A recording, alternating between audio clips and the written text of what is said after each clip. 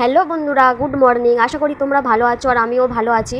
তো দেখো আমি কিন্তু এখানে ব্লগটা শুরু করছি 11টা থেকে। তো মর্নিং আছে কি আফটারনুন হয়ে গেছে কিন্তু এবার তোমরা জেনে নিও। তো দেখো আমি কিন্তু সকাল থেকে অনেক কাজকর্ম করার পর অবশেষে একটু ভিডিও করার টাইম পেলাম, না হলে আমি সকাল থেকে একদম টাইম পাচ্ছিলাম না। তোমরা যেহেতু শর্ট ভিডিওতে দেখেছো যে আমাদের ঠাকুর পুজো আমি বড় ভিডিও দেবো বলেছিলাম, তো দেখো এখানে কিন্তু অলরেডি যেটা মানে না হলেই মানে পুজোটা অসম্ভব, এটাকে আমরা শ্রী বলি।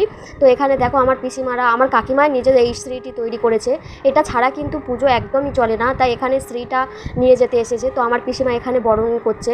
আর সত্যি কথা বলতে এত গরম পড়েছিল, মানে আমাকে তোমরা হয়তো না দেখলে বুঝতে পারবে না, দূর থেকে দেখছো বলে বুঝতে পারবে না, কিন্তু আমার মুখে প্রচণ্ড ঘামাচি বেরিয়ে গিয়েছিলো জানো তো। তো দেখো এখানে শ্রীটা কাকিমা নিয়ে আমাদের মানে ঠাকুর ঘরে দিয়ে আসছে।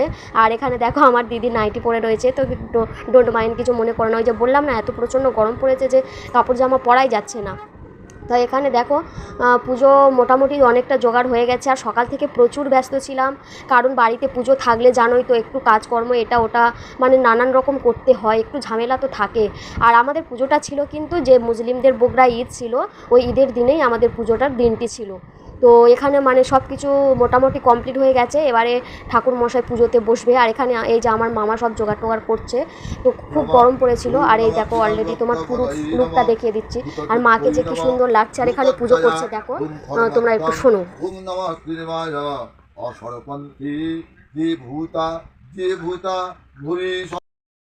ওদিকে কিন্তু পুজোটা কন্টিনিউ চলছে, আর তার মাঝে আমরা দুপুরবেলা এখানে খেতে চলে এসেছি। যেহেতু বাড়িতে পুজো, তো নিরামিষই ছিল, ডাল ছিল, আলু পটলের তরকারি ছিল, আর পাঁপড় ভাজা ছিল।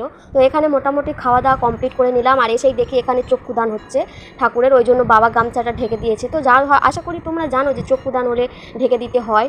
তো এবারে বলি আমার বাবা কাকুকেই তোমরা কেন নাড়া দেখছো, কারণ এর পুজোর একদিন আগেই আমার বড় মার মানে যে বাৎসরিক কাজ, এই বাৎসরিক কাজটি করেছিল। তো তারপরের দিনই ছিল আমাদের এই পুজোটা, ওই জন্য আমার বাবা কিন্তু ন্যাড়া ছিল। তো এখানে খুব সুন্দর করে আরতি করছে। তো খুব ভালো লাগছে, মাকে সাজিয়েছে। আর অনেক দিন পর মাকে এরকম সাজালো, মানে অনেক বছর পর। তো খুব দেখতে সুন্দর লাগছে, মা একদম চকচক করছে। তো এবারে এখানে পুজো কমপ্লিট হয়ে যাওয়ার পর দেখো এখানে কিন্তু আমাদের হোম শুরু হয়ে গেছে অলরেডি। তো এখানে হোম অলরেডি শুরু হয়ে গেছে। আর অনেক বেলা পর্যন্ত মানে একদম পুজো হতে কিন্তু অনেক বিকেল হয়ে গেছিলো। তো আমি একটু একটু করে ক্লিপ নিয়েছি, আর তোমরা দেখো। আর যদি ভালো লাগে আর প্লিজ আমার ভিডিওটি সাবস্ক্রাইব করে দাও। আর যদি তোমরা ফেসবুকে দেখো ফলো করে দিও। তারপর এখানে কিন্তু হুম টুম হয়ে যাওয়ার পর এই যে কটা বাতি জ্বালতে হয় ঠিক আমার এখনও মনে পড়ছে না। তো এখানে সবাই মিলে বাতিগুলো জ্বালাজালি করছি, আমার পিসিমা আমি এখানে জ্বালাজালি করছি বাতিগুলো। আর ওই যে দেখো আমি বসে আছি।